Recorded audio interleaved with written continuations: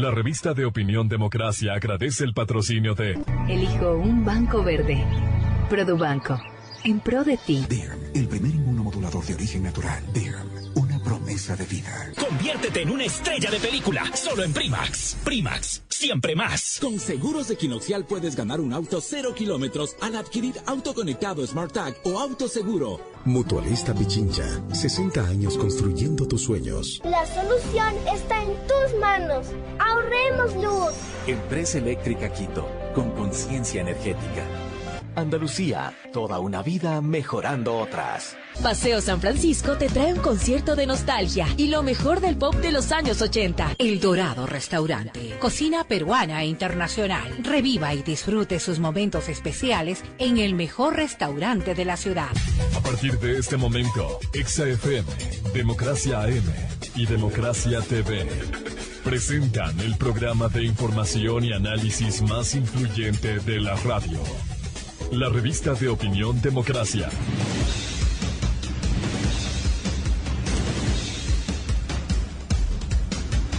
A esta hora, la revista de opinión Democracia presenta a Miguel Rivadeneira. Los protagonistas, las entrevistas, la búsqueda de la verdad. Miguel Rivadeneira, en la revista de opinión Democracia. 6:32 minutos en el territorio continental ecuatoriano. Saludo cordial y afectuoso a los miles de seguidores de la revista de opinión Democracia. Este miércoles 24 de noviembre del 2021. Aquí seguimos buscando la verdad y aquí vamos a desarrollar una agenda de entrevistas vinculadas con temas de coyuntura, temas de actualidad. El caso del ISPOL, por ejemplo, vamos a seguir abordando esta mañana. El caso de la reforma tributaria, que este miércoles se tiene previsto iniciar el segundo y definitivo debate, en el cual se aprobará o se negará el proyecto en una carrera contra el tiempo hasta este viernes, cuando se cumple el mes del proyecto urgente en materia económica. También vamos a hablar lo que sucediera ayer, especialmente en Quito, el sismo que se diera en esta capital y que causó más de un susto entre los habitantes en la capital de todos los ecuatorianos. Solo quiero referirme, antes de entrar a esto, brevemente a lo que sucedió este martes en la Asamblea Nacional, cuando asambleístas, ya sabemos lo que vienen haciendo, buscando la desestabilización del sector correísta, cuando en una sesión accidentada, además del sismo que les cogió en reunión, los pronunciamientos que hicieron amenazando enjuiciar a la fiscal general doctora Diana Salazar. La Asamblea tiene legítimo derecho para procesar políticamente a las autoridades de manera especial de control y a los secretarios de Estado. Sin embargo, resulta curioso que el correísmo reaccione de esa manera cuando se ven al descubierto con una parte de Pachacuti y la otra parte que le denuncia al propio compañero de Pachacuti que preside la Comisión de Garantías Constitucionales, lo cual resulta una vergüenza ajena. Lo que hacen estos asambleístas y dicen, en el ámbito judicial se dice a confesión de parte, relevo de prueba. Dos asambleístas, Sofía Sánchez y Edgar Quesada de Pachacuti, le acusan a su compañero, a su coideario, José Cabascango, primero, de no haber debate sobre el informe de Pandora Papers. Si hubo el debate, demuestren con pruebas, señor Cabascango. Usted que no puede expresarse bien, explicar bien los informes, demuestre. Usted dijo ayer que lo único que han hecho ni más ni menos es el mandato de la Asamblea. Señor Cabascango, la Asamblea les dispuso que hagan un informe luego de la presunta investigación, porque no hay sustentos, dispuso la Asamblea, señor Cabascango, que no debatan ese informe dentro de la comisión. ¿En dónde? ¿En dónde está la resolución que dijo esto?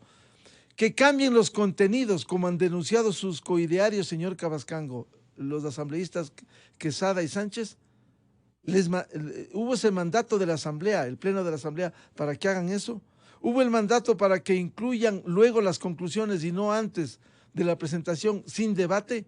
Señor Cabascango, dígale la verdad al país y no titubee, responda con certezas, respaldado por el correísmo. Da vergüenza ver esa alianza correísmo, una parte de Pachacuti, felizmente no son todos, como han salvado el voto y su actuación los dos asambleístas, Quesada y Sánchez. Bien, vamos al tema con el cual iniciamos esta mañana, una evaluación del sismo que sacudiera a Quito este martes. Queremos dar la bienvenida a Daniela Valareso, directora de Seguridad del Distrito Metropolitano de Quito, y al doctor Hugo Yepes, exdirector del Instituto Geofísico, uno de los grandes expertos que contamos en el país y que siempre nos ilustra con estos fenómenos naturales que pudieran causar desastres en los diferentes sectores. Ya tuvimos en abril del 2016 el terremoto de Manabí y una parte de Esmeraldas. Vamos con el resumen de lo que ocurriera en los hechos y si hubo afectaciones, más allá de lo psicológico, en lo material. Daniela Valareso, muy buen día. ¿Cuál es la evaluación de lo que el municipio recogiera de estos hechos? Muy buen día. Buenos días, Miguel, y un saludo a Hugo y a las personas que nos están escuchando. Sí, hay que primero indicar qué es lo que sucedió. A las 11:03 de la mañana se registra este sismo de magnitud 4.6, finalmente ese es el dato que tenemos del Instituto Geofísico de la Escuela Politécnica Nacional, y estuvo localizado en la parroquia de Nayón, y tuvimos también de una profundidad de 4 kilómetros también, entonces fue superficial.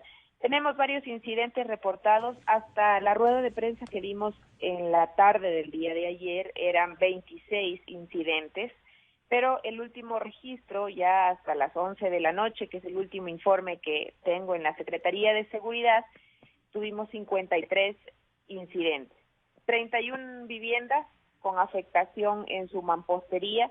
El día de ayer, cuando dábamos la información, hablábamos de daños estructurales, pero los técnicos especificaban que estos daños en mampostería son daños menores, en paredes donde también hubo deslizamiento de pintura y en el cielo raso de algunas viviendas. 5 movimientos en masa y 2 vehículos afectados, divididos en algunas administraciones zonales. La que más sufrió estos incidentes fue Manuela Sáenz en el centro histórico, y también Eugenio Espejo en el norte de Quito, seguido por la Mariscal, que tuvo unos 11 incidentes, y luego ya vienen las administraciones zonales de Tumbaco, de Quitumbe, de La Delicia, de Loya Alfaro y de Calderón.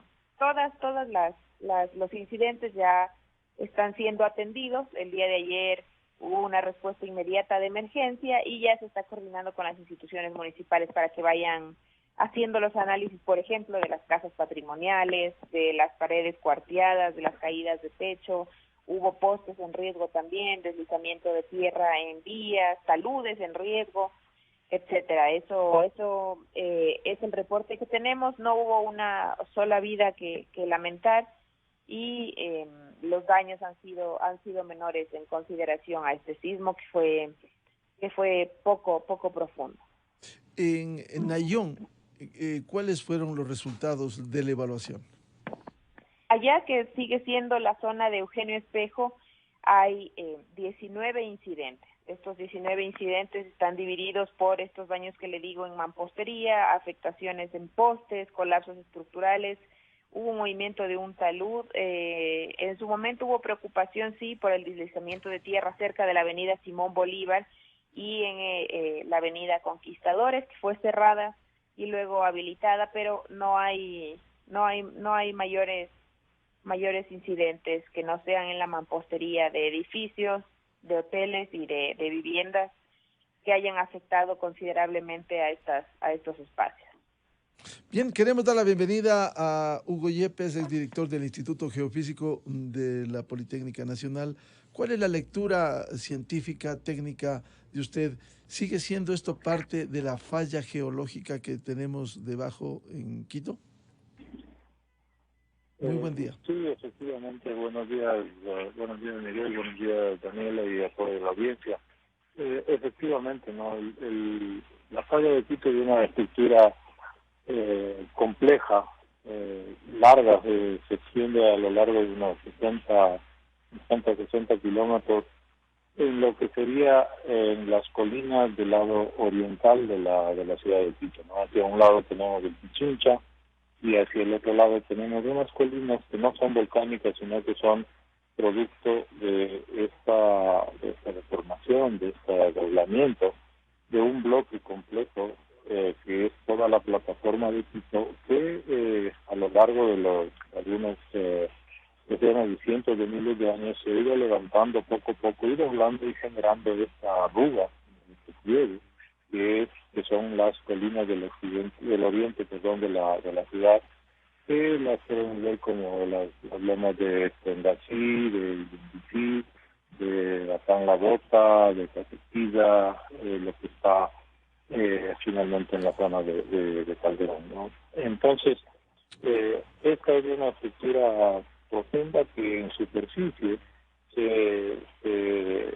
se divide también, manda ramales, o se generan, más bien dicho, unos ramales que hacen que en diversos sitios desde el límite de la bajada desde la ciudad hacia los valles y hacia más el oriente, se tengan pequeños ramales de esta falla geológica, ¿no? Entonces, este es el sismo de ayer, está ubicado un poco más al este, o sea, hacia el nuevo aeropuerto, digamos, está cerca del nuevo aeropuerto, a pesar de que todavía es jurisdiccionalmente la cabeza de Nayón.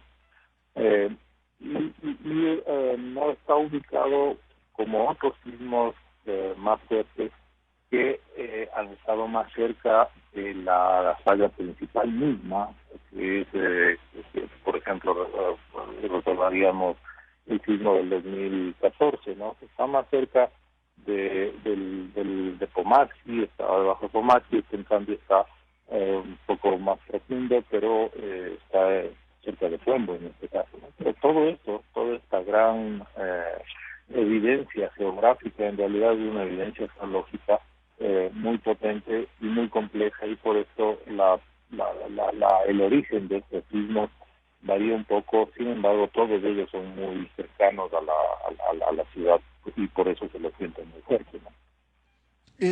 ¿Puede explicarnos de esta falla que cruza por Quito, de dónde a dónde va y en qué condiciones? ¿Cómo está esa falla, Hugo? A ver, pensemos primero que para visualizar un poquito la falla, ¿no? Pensemos que yo tomo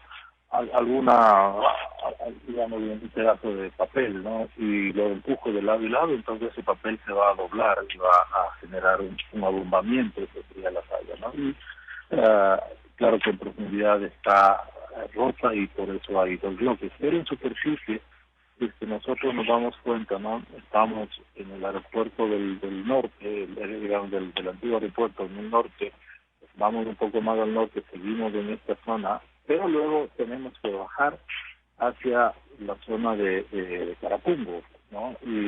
Pero en la parte centro-norte de la ciudad tenemos que desde la ciudad de 2.850 metros bajar hacia la zona del Valle de Tumbaco, y después en la otra, por un poco más al sur, vamos a bajar hacia la zona del Valle de los Chilles, y luego vamos a bajar, saliendo por el sur, vamos a bajar hacia la zona de Tambillo. Entonces, todas estas bajadas, en realidad lo que estamos haciendo es bajando por la evidencia topográfica que es la falla de Quito. Entonces, estas lomas, en realidad son este ahondamiento, y además uno se da cuenta, ¿no? Por ejemplo, en el norte de Quito, en el sur también, ¿no?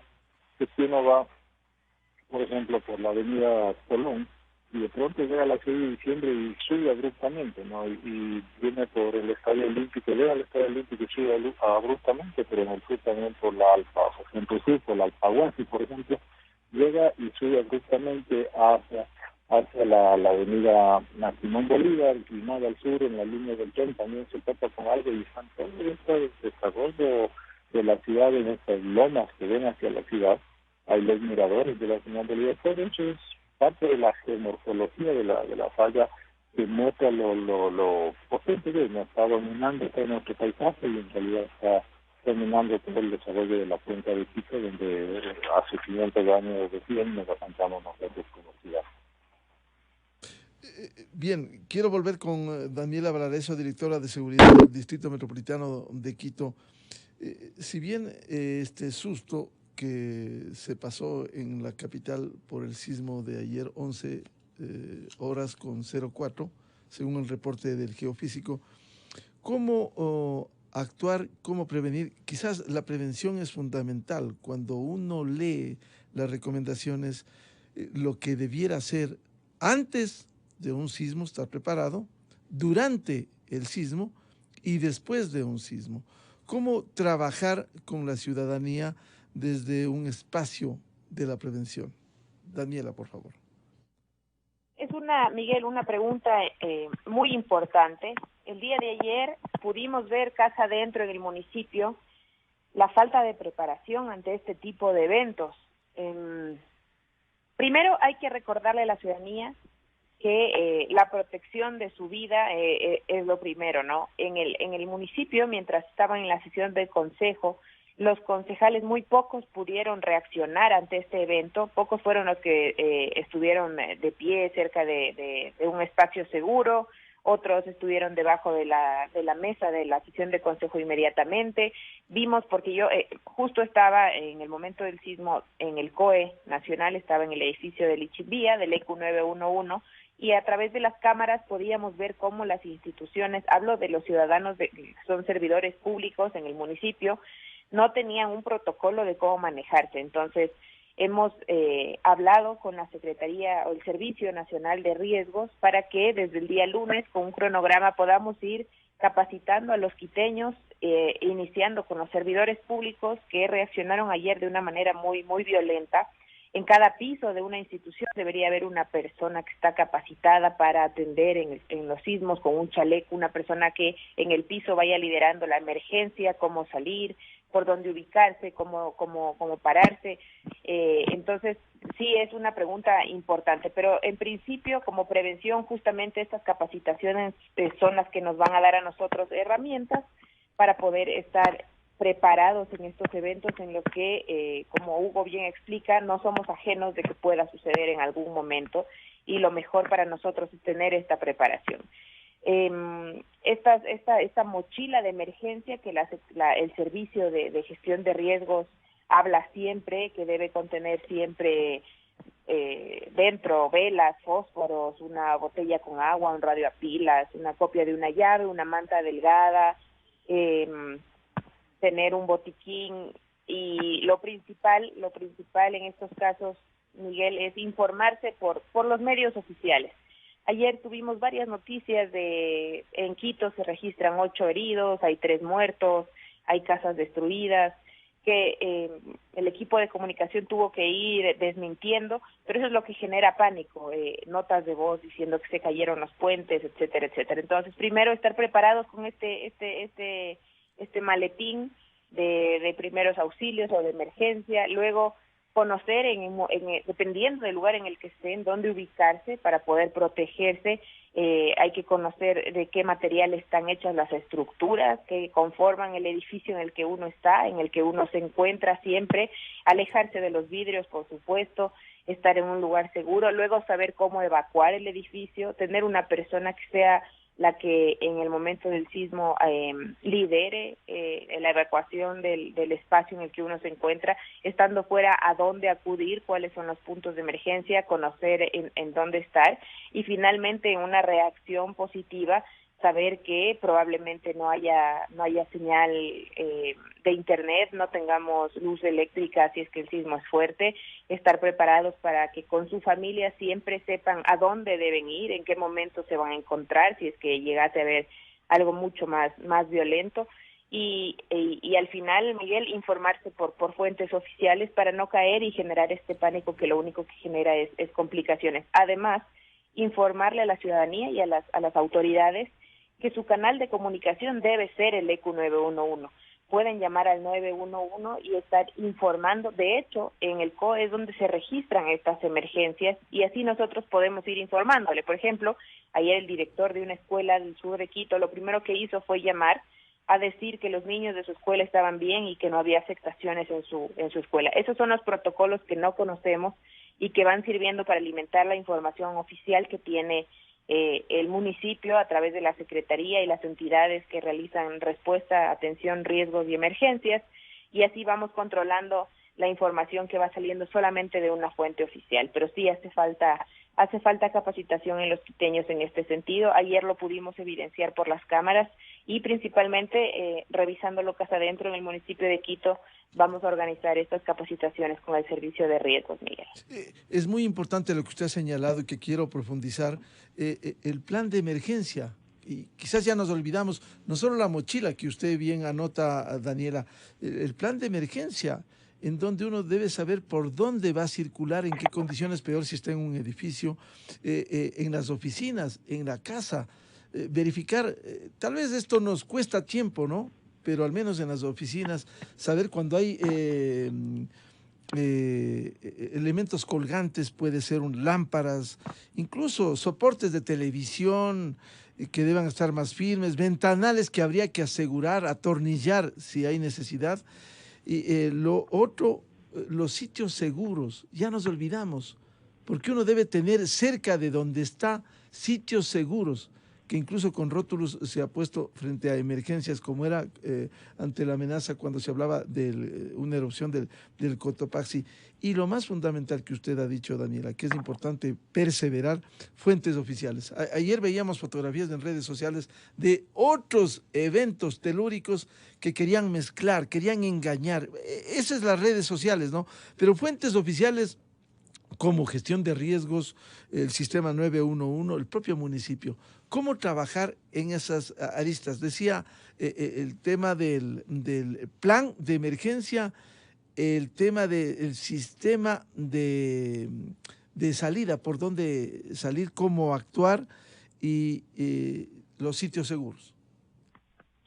Sí, es justamente lo que vamos a empezar a realizar desde el día lunes con un cronograma fijo en las instituciones, porque lamentablemente lo hacemos cuando suceden estos eventos, pero las instituciones públicas han hecho estas capacitaciones antes. No a raíz del sismo de Manabí se capacitó a los ciudadanos para saber cómo reaccionar a estas emergencias y creo que nos vamos olvidando por la tranquilidad en la que vivimos. Entonces, sí, vamos a empezar estas capacitaciones, pero es responsabilidad de cada uno saber cuál es la estructura de su edificio, si está en el piso 9 o 10, saber por dónde evacuar, sabe que el ascensor no funciona en este momento, tendrá que dirigirse hacia la zona de seguridad más cercana, luego cómo encontrarse con sus familiares, cómo encontrarse con las personas con las que convive, y saber a qué número comunicarse en el caso que tenga un problema, y ese número es el 911. Entonces,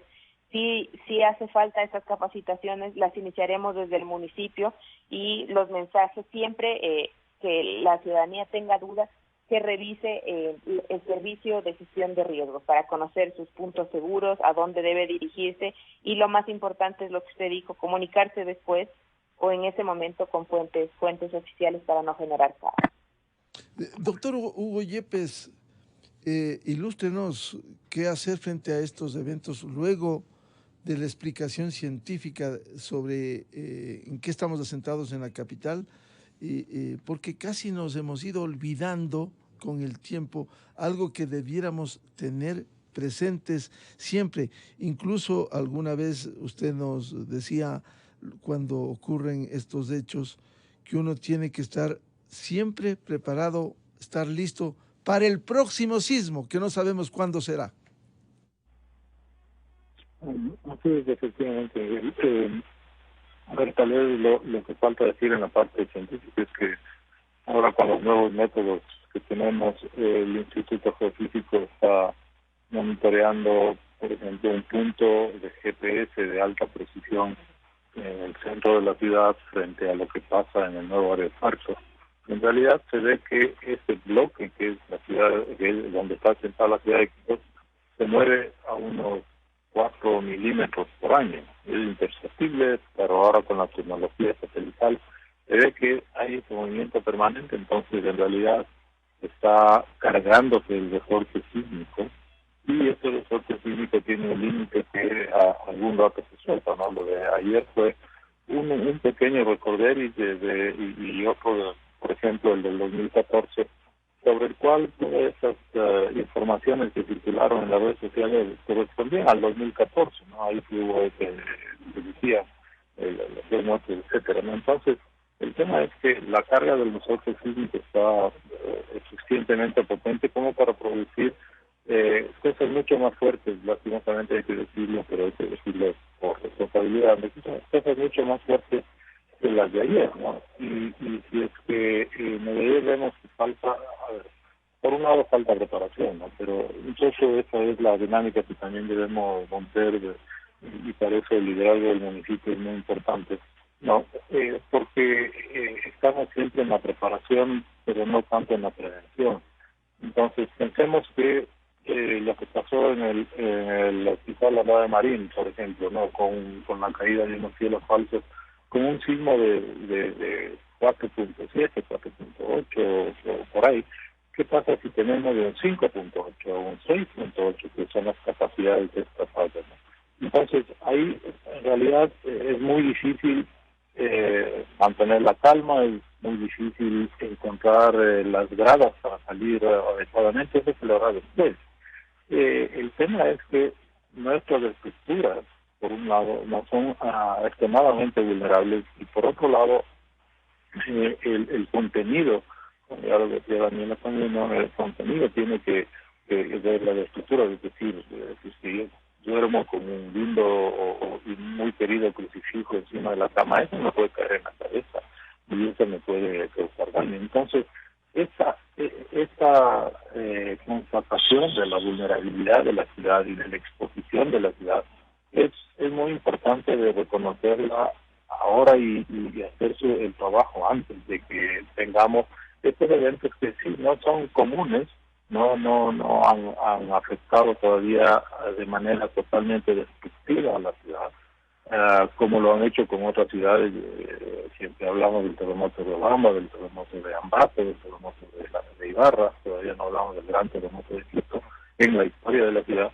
Sin embargo, las evidencias muestran que hay la posibilidad de tener terremotos, como digo, de magnitudes que pueden ser 500,000 veces más energía liberada que tuvimos ahora. Entonces, eso da una idea de la dimensión del trabajo que tenemos. Y por otro lado, hablando del 2016, ahí constatamos lastimosamente que la ingeniería, la práctica de la construcción, no de la ingeniería, sino de la industria de la construcción ecuatoriana, ya sea formal o informal, en realidad es muy débil, muy frágil, y produjo lo que produjo, aunque fue un terremoto importante, pero hubo una concentración de daños, por ejemplo, en la ciudad de Puerto Viejo, en edificios altos que parecerían no seguros, porque siempre pensamos en la periferia, en lo que es más informal, que sería lo débil, ¿no? Entonces, eso hace que tengamos necesariamente que empezar a cuantificar el riesgo, para ver cuánto estamos exponiendo, no solo en términos monetarios, sino en términos de las vidas y de lo que puede pasar en la ciudad. Yo le he hecho mucho la pregunta, ¿cuánto cuesta Quito solo en estructuras, no en infraestructura, sino en sus viviendas? Porque podemos decir, perdón, que Quito se puede dañar un 10% con un sismo mediano, y si nos damos cuenta que el costo de reposición de la ciudad es de unos 70 a 75 mil millones de dólares, un sismo mediano puede costar 7.000, 8.000 millones de dólares. Entonces, ¿qué vamos a hacer con eso? ¿Qué vamos a hacer con este impacto que sabemos es manejable, además de toda la interrupción sin contar con la pérdida de vidas, la interrupción de la actividad económica, la interrupción de las otras actividades sociales, educativas, etcétera? Perdón. Entonces, todo esto, en realidad estamos viviendo a ciegas sobre una realidad que es mucho más dura que la que pensamos. Hugo, además de estos temas que hemos abordado con Daniela Valareso y con usted, primero, lo fundamental, seguir a las fuentes oficiales que hemos dicho, el geofísico, gestión de riesgos, municipios, sistema 911, el plan de emergencia que debemos contar, que ya virtualmente nos olvidamos, los sitios seguros. A veces uno puede creer que sale a un espacio abierto en una cancha sin conocer que pudiera estar sobre un relleno sanitario, sobre un colector, que pudiera haber también complicaciones si uno se ubica en eso. Los simulacros, ya nos olvidamos de los simulacros que había que hacer, Hugo. Sí, efectivamente, ¿no? Efectivamente. Y claro, en realidad, toda la práctica esta ha sido muy poco interiorizada y muy superficial, diría yo, ¿no? De tal manera que esta necesidad de ir entendiendo de simulacros un poco más reales, ¿no? ¿Qué es lo que pasa? Nos debe llevar a crear una práctica mucho más de este tipo de cosas, de entender lo que pasaría, mucho más profesional, diría yo, ¿no? Mucho más apegada a la realidad, en donde sirva para ello, ¿no? Porque de nuevo estas capacitaciones, yo no soy muy fanático de estas capacitaciones, porque nos llevan a pensar que es un tema de que sí podemos hacer algo durante el terremoto, y en realidad no podemos hacer mucho si no tenemos que trabajar, como había dicho, mucho antes. Y entender además que la sociedad es sistémica, y decir que lo que falla aquí repercute con lo demás.